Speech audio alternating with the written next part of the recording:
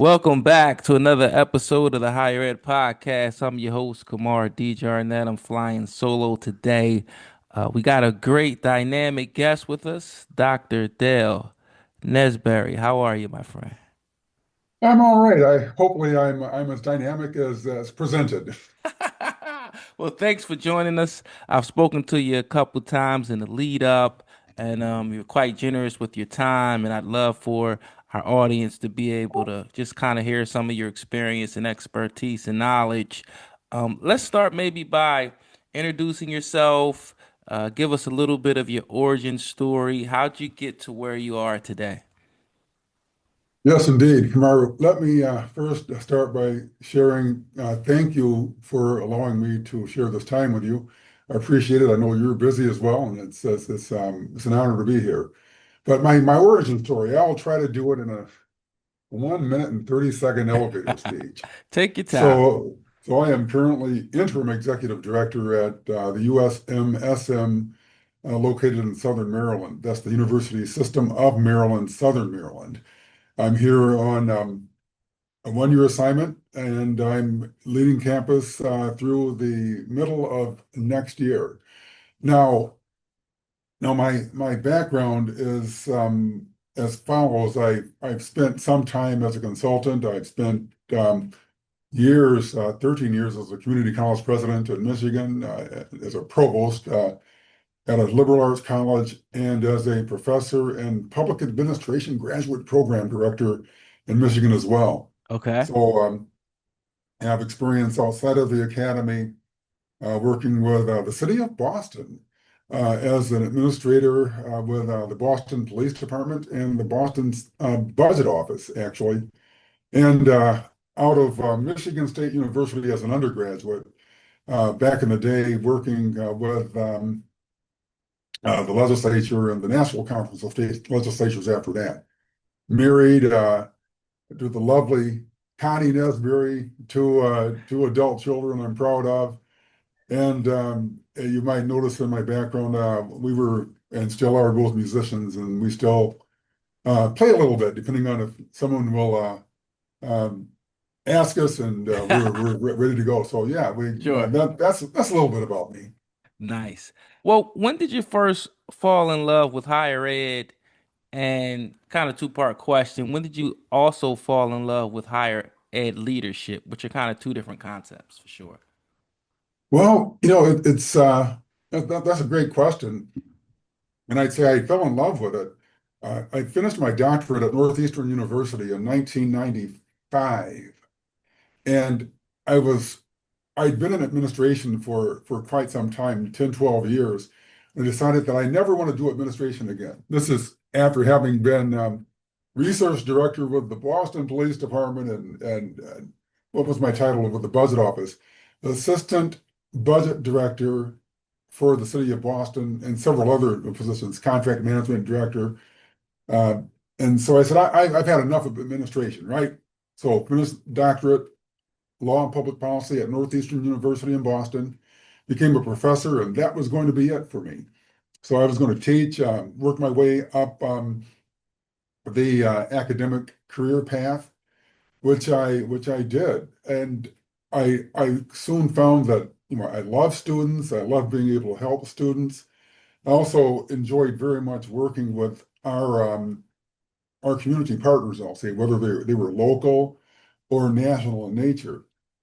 So my president at Oakland University gave me some advice. He says, "Listen, Nesbury, you have an opinion on a lot of different things, right? Sure. And the only way you're going to be able to change things is get involved in administration." So, Dr. Russi, I did that, but I don't know if I want to do that again. I think I'm done. And so he said, "No, no, no. Let's have you do an ACE fellowship, and we'll see where it goes." So time passed, and program director, let's see, president, actually academic vice president, then president over the next uh, 20 some years. Sure. Retired and was called back into service by the University System of Maryland Right. to lead this campus. So yeah, I've been involved in higher ed a long time, but I have students who contact me from 30 years ago, and it's Yeah. it's I love it. Just love it. Absolutely. So you've had an illustrious career. Why not, ride away into the sunset, maybe just focus on music? What keeps you, like answering the call when they send the bat signal for you to come back into service? Why do you stay engaged with higher ed? Well, at a certain level, I never left. I mean, it's again, it comes back to students because no matter where I am, what I'm doing, I have former students who contact me from whenever it might be, whether it was when I was an administrator with the city of Boston, some of my former interns. I have one student who ended up poli-sci student from Oakland University who ended up running for the legislature. He won. We had a very good relationship. He actually, short story is he ran for election for a county commission before he ran for the legislature. Right. And he lost by one vote. Literally one Wow. vote out of 40,000 voters. So Wow. so Tim Melton is his name, and Tim, you know, I would give a talk on the importance of one vote, and Tim listened to that, but he apparently didn't work hard enough, according to him. So the next time he went out for commission and he won by 5,000 votes. And then he ran for the legislature and he won going away. Nice. So Tim, I mean, people like Tim keep me going. So that, I mean, it's about the students. Absolutely. So I love for you to maybe just share with the audience, a lot of your successes at in Michigan. Kind of that stint, curriculum that you were able to develop, impact that you were had able to have, how you were able to do what you were able to do, but also as maybe part of that or an overarching theme, how has higher ed to you kind of changed from then to now in your position in Maryland, if that makes sense? Sure, makes a lot of sense. If I could speak first to higher ed successes in Michigan.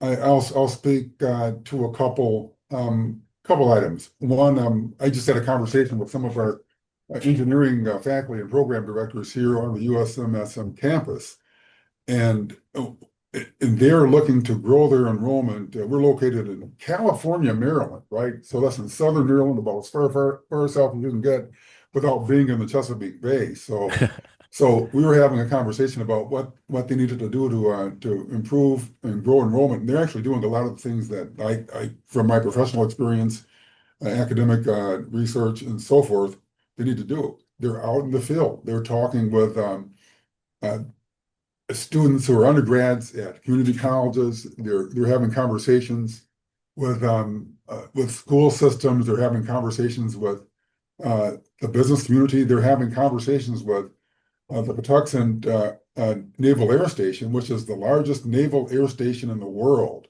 I mean, the world. Wow. There's 23,000 employees there, and it's in a $65 billion budget. Lots of potential students there. You think of these, people who are, in this case, sailors and basically airmen, for the most part, Naval Air Station, Patuxent, Pax River.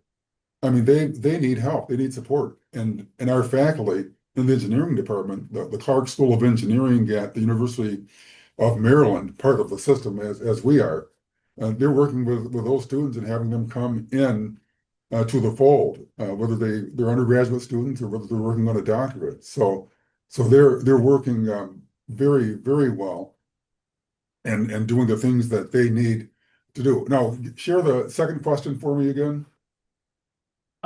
Just, how have you seen higher ed kind of change throughout the years? Oh, sure, sure. It's changed. I'd say dramatically. It's when I'll give you. I know you're a tech guy, and I have a background in technology. My publication record. The first, the third and fourth books I wrote were on the topics of various technological innovations at the time.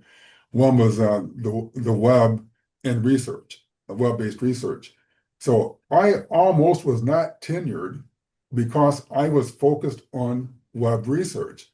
Back in 1999, 2000, some of my colleagues didn't believe that the web or the internet was something that would be long lasting. And from my perspective, I see Tom Lauer, Buck Dillon, some of my colleagues at Oakland University, and this is the future. We were running hybrid courses back in the late 90s and early 2000s, and then fully online courses. We thought it was important. Fortunately, I was tenured at OU and was able to continue my publication record, teaching, and so forth. And we're actually the devices that we're using right now. This conversation was part of what we were all researching, and was we were hoping that it would become a successful technology. I mean, Sure. more successful than it was back then. Right. So it's changed. I mean, way back when the internet was sort of a toy, Right. to a lot of people, but it was invented in 1968. It wasn't as new as people think it is. It was at the time. And it's changed the way that we do business. Absolutely. So that's a good kind of segue into, your thoughts on AI in higher ed impact. I know you've kind of wrote some articles here and there. Just love to hear your insight there. Sure, sure. I've been involved with AI as a user primarily, and also as a leader, a thought leader with other, I'll say, retired college presidents, university presidents who are trying to provide advice to those who are following this. I know I did an article for CampusWorks along with some colleagues I'm going to say maybe it was a year ago, year and a half ago. It was on leadership and AI adoption and implementation on campuses. And essentially, I would advise, speaking to college presidents, university presidents, is that they be among the first to engage. Now we're down that road some way now, but get engaged heavily because your students and your business partners, your communities, they're already doing it. Your faculty, they're deep into using artificial intelligence to help themselves do their work, help evaluate students' work, help students evaluate their own work.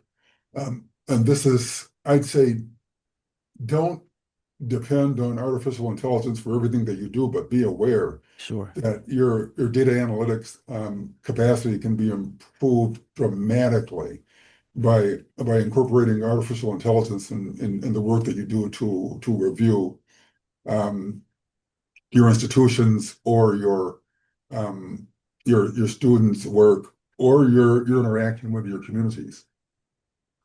And before I get into campus works, I just want to follow up on AI in higher ed just a little bit.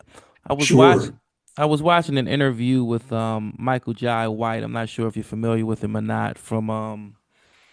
He's from Oh, he's tougher than either one of us. yeah, I'll say absolutely. that. Yeah, absolutely. I So you know know what exactly who he is. I'm talking. I'm That's terrified.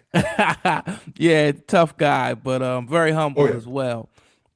I was watching his interview on Vlad TV yesterday, and his opinion or his perspective was different on AI. He said that he believes that humanity and humankind is going to ultimately rebel against it because we crave engagement and human interaction. I was just curious, when we think about AI in higher ed, 'cause some people are scared of it, some people Sure. it's going to take my job, others are excited about it. I mean, what's your thoughts? Is it here to stay? Do you think at some point humanity might rebel against it? Even just in certain, aspects of higher ed, when people think about admissions using AI or coaching or student mentoring and tutoring, they think about using AI for those things. And when I think about it, I could see maybe, humankind could rebel against it and more crave the human interaction. But I'm curious, what do you think about it? Oh, I mean, I don't think the two are mutually exclusive. Okay. What I'll say is that AI is a tool. It's much like the internet that I was describing earlier, that there were many, many uh, actors in higher education and business, in the military, and the internet was created by the DARPA back Yep. in the late 60s. So there are people who said we've got to stay away from this. This technology is something that could overwhelm the work that we do. And some people might argue that it already has, but it's been extremely useful. I mean, had we not had uh, internet connectivity and communications tools, we wouldn't be having this conversation. Sure. Or we might have flown to some location that's between where we live and had an in-person conversation and had it recorded there. And I say AI is arguably as more powerful, but it's also a tool that we can use to improve our lives. I don't think we should shy away from it. If we shy away from it or rebel against it, so to speak, then we're not using the tools that it makes available to us. So I would say that uh, yes, it's powerful. It's a tool that could cause users to go down a rabbit hole or just lose focus on what they should focus on, lose personal relationships that they would otherwise have. But I think that overall, we as people, as humans, are wise enough to understand the difference. Not everyone, but we've been through technological innovation throughout the history of man. I mean, if you, I mean, I'm going to go back, say, 700 years. Sure. And Nana Musa in West Africa, the richest man who ever lived, Sure. uh, owned a huge percentage of gold in the world, gold and rare metals, I'll say. Is one person he could change economies across Africa and the Middle East just by moving through those spaces. That's a powerful person who used technology to mine and make gold available to himself and others. So you could argue that that was perhaps not the best thing to have happened, but we learned from it. And I Sure. think in terms of the internet, in terms of, I drive an electric truck and a Ford F-150 Lightning. People say, man, that's terrible. That's never going anywhere. I don't pay a penny for gas, and Wow. I mean, we have solar panels, some might argue that that's not the way to go. But for me personally, my transportation expenses have gone down 75%. And people have to be willing to embrace technologies where they're useful. Where they're not useful, if you live in an apartment, it's a little bit more difficult to have a solar Right. vehicle, or not a Right. solar, but an electric vehicle. Sure. So you've got to take things one step at a time, technologies one step at a time, and use them. Don't overuse them, but understand if there's an advantage there, take advantage of it. Let it help you. Let it help others. Don't be afraid of it. Got it. Okay. Let's transition into campus works. I'd love for you to unpack that for us and give our audience some insight into campus works. Sure, sure.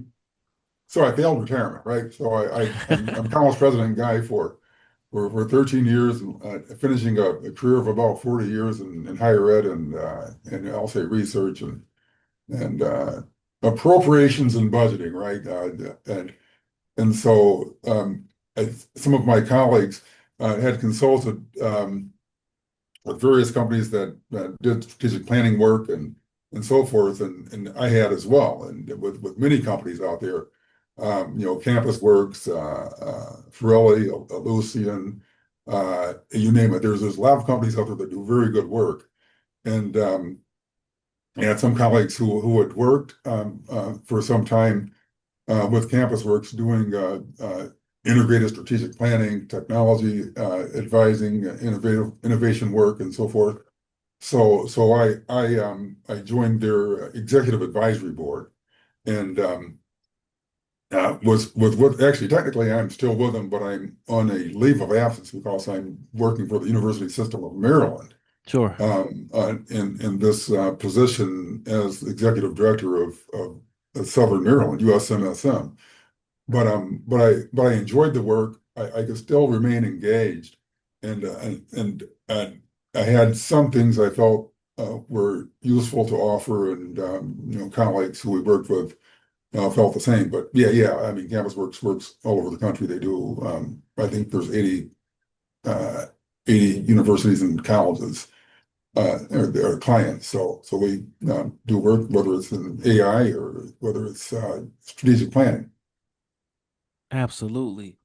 When you think about just, strategic planning, and I'll transition a little bit, what does the future of higher ed look like? We used to say in the next 10 to 15 years, but Right. we're in a microwave age now where everything is changing so rapidly and the singularity is almost here. Where do you see higher ed in the next 2 to 3 years if they're doing things right? And what does that look like? Well, yeah, I agree. Things move much more quickly than they did in the past. I mean, in fact, so at this will demonstrate how quickly they change now as opposed to in the past. Oakland University, I chaired a technology redesign strategic plan um, at OU, and that hadn't been done, I guess, ever in OU's history.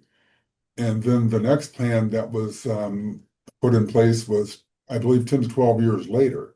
So planning, we didn't have a process that sat on the shelf. We were working the plan, making changes as we needed to, but that was a 10 to 12 year process.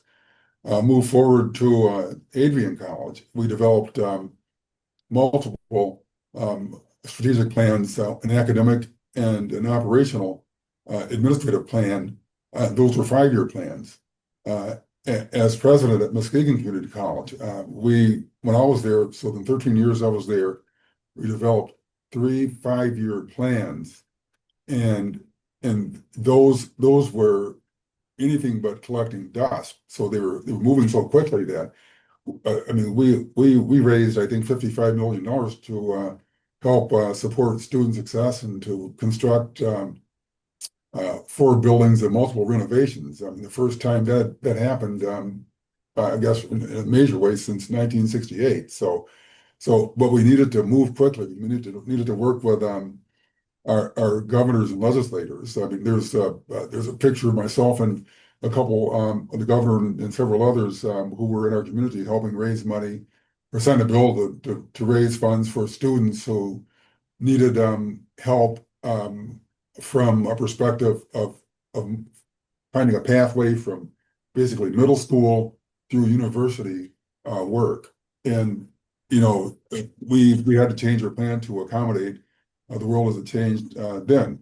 And now we're working at in the University System of Maryland. We have a 5 year plan that's extremely flexible that we change not on a daily basis, but Sure. as the world changes. I mean, I have a copy right here, as it turns out, Opportunity 2020-30. So we're changing that plan as need be. And because of the changes in technology, the advantages that AI provides to us, um, uh, it, any change that occurs in the world now, we're able to move more quickly. Probably not going to change the title of our existing plan, but we will modify it. uh, I mean, I've been here for what, 4 months, and we're modifying the plan as we speak. Sure. So higher ed has the reputation of being a little bit more, kind of rigid, bureaucratic, tough to kind of, Oh get yeah. things to move and change. But it seems like you're talking about being agile, agility. How hard is that to implement? And is it more training and onboarding, or do you have to kind of recruit different staff that's more agile? Like, how does that work? Well, I'd say the ability to communicate has helped dramatically in communication, meaning I'm trying to think of the tool that we used, well, Skype. When I first did an online course at Oakland University, we delivered through Skype and some other tools that were available then. And because of that, we were able to move more quickly. We were much more agile than had been. That's at a university, right? Sure. And so then a liberal arts college, smaller, more agile. We had many more courses offered, and also in a hybrid fashion. And this is the mid aughts, 2006 through 2009. Then the Muskegon Community College, we were doing some online, and we moved heavily to online course delivery. Then with COVID and so forth, that made it even more necessary to be able to respond to community needs. I mean, at a community college, community Right. was our middle name, right? We needed to make changes quickly as our residents, as our business community, as our business partners needed. And here in the university system, we're described as a very large. I mean, there's 176,000 students in the university system, right? Wow. So that's everywhere from a small campus like ours with less than 1,000 students to the University of Maryland College Park with boy, they must be 50, 60,000 students Sure. now. But all told, with the 12 universities and the three centers in our system, 176,000 students. So you have to be able to be agile to work with Yep. a group that large, and that means dropping what you need to drop, moving quickly, making the calls that need to be made, whether they're digitally or physically. Or we earlier, or last week, we had several hundred students from the College of Southern Maryland, a community college that's in our service area. And we made some changes at that meeting about how we serve our engineering students here on our campus. Uh, uh, Not exactly on the fly, but within weeks as opposed to years. I mean, some programs take a long time to launch. Some you can modify in a week or two. It's just a matter of whether or not you as an institution have the will. And I would say unequivocally, that university system, again, it kind of blows my mind, 176,000 students, Right. but we're able to make changes when we need to make changes. So I'm very proud of that. Absolutely. How receptive from your perspective has the staff been so far to any AI tools? I think they've been, I'd say, very receptive. They're to a certain extent, I mean, because the university system as a whole does not have an AI, but University of Maryland College Park, they have TERP AI. They're Sure. building their own AI. It's in development. It's hasn't been released to the public or the broader community, but they're in it deeply. So we want to be ahead of the game. Don't want to depend Sure. on others to explain to us how this should be done. Yep. So having the power of a university system um, behind you, that means all the difference in the world. It makes our faculty comfortable. Our students who, it's funny, it's whether students are learning AI or they're learning how to use, I taught HTML. Uh, Man, I'm an old guy here. So let's say 25 years ago, I'm teaching HTML to not just in a university setting, but as a consultant when I was a doctoral student at a Northeastern university, right? So, no matter what you're teaching, you have to be agile, prepared, and willing to learn. And I'd say that I'm in a system this large, that's who we are. Yep. So let's say you get retirement right, right? What do you what do you want your legacy in higher ed to be? Or what would it be? Oh man, I would say, but that if someone describes me, is that he listened to students, period. I mean, I love my colleagues. Well, I've worked for several boards, love my boards. But if I'm not doing what students need, I mean, recognizing what they need, having options prepared for them so that they may be able to be successful. that I didn't do my job. And the way that I measure that standard is whether or not my students who I've seen over the years still want to talk with, and I Sure. still have I mean David Lingholm, a former Oakland University student, boy, students from Muskegon, students from Adrian, I'll say Amanda House from Adrian. I'm just there's a bunch of students out there who they either call for advice or they stay in touch and they hit me with a question that they might have on a career path issue. Sure. And if that's happening, I think I'm doing something right. It's not only the students who were the 4-point student, it's the students who, who were not necessarily a 4-point student when I met them, but they made the changes that they needed to make to improve themselves, and they're doing very well. We're very proud of them. Absolutely. Well, I can't think of a better place to end it than right there, Dr. Nesbary. It's been a pleasure. Could you just, if you got an Instagram, Facebook, are you working on any novels? Here's your chance to just let our audience know where they can find you, what you're working on, or anything you want to promote.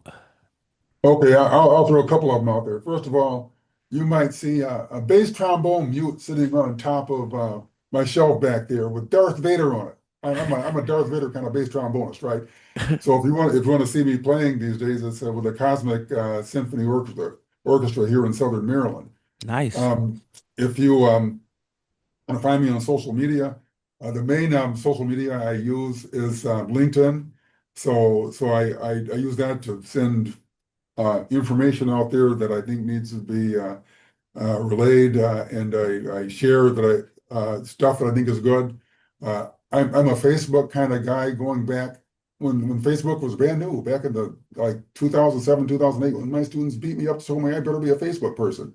So you'll find me, find some of my relatives, find my wife, my daughter, my son, a lot of my former students raising I'll say ruckus on Facebook, rooting for my so I'm well see I'm a proud fan of university system institutions, including University of Maryland, Baltimore County, UMBC, the only, well, one of two 16 seeds that defeated a number 1 seed in the NCAA men's tournament in history. So Nice. I'll put that one out there just as a starter, but also you'll see over my right shoulder, there's a Michigan State University Spartan helmet. I saw Army that. graduates, got to follow my Spartans, till the day I die. So that's I'll keep doing that, and uh, doing working on our garden.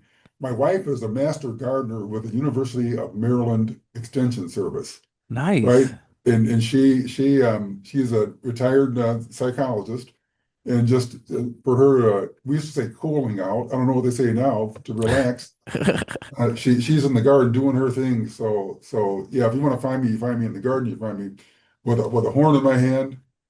You find me pestering my former students on social media. Sure. So I think that's about it.